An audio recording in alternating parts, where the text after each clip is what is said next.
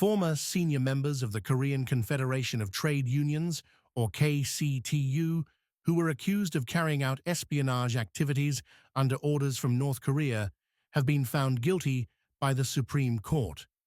On the 25th, the Supreme Court's Second Division finalized a sentence of 9 years and 6 months in prison, along with a 9-year suspension of civil rights for Mr. Seok, 53, a former director of KCTU's Organizing and Struggle Department.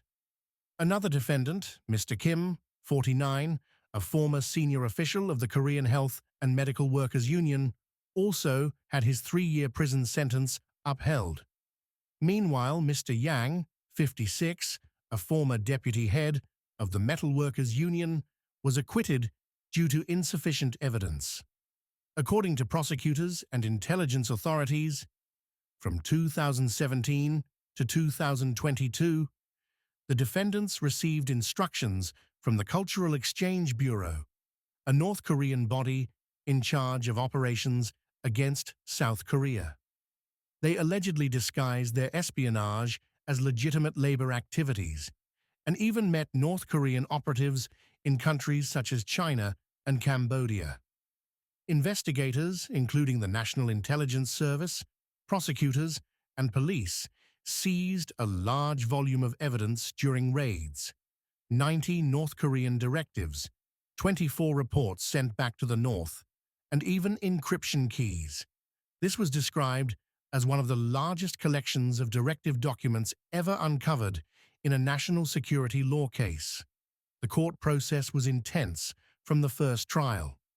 The first instance court handed down heavy sentences: 15 years for Seok, 7 years for Kim, and 5 years for Yang, calling their actions serious crimes that aided North Korea and caused instability in South Korean society. However, the appeals court partially reduced the charges.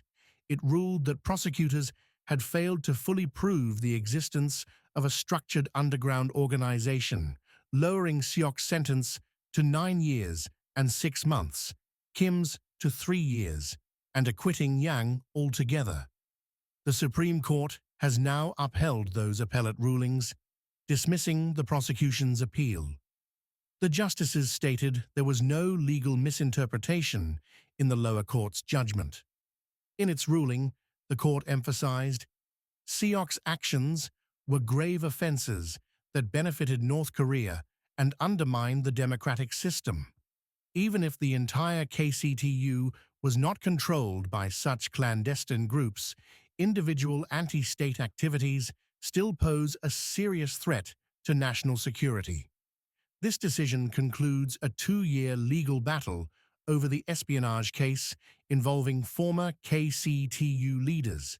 Still, the KCTU continues to insist the investigation was a politically motivated witch hunt and part of a red-baiting campaign by the government, suggesting the controversy will remain unresolved in the public arena.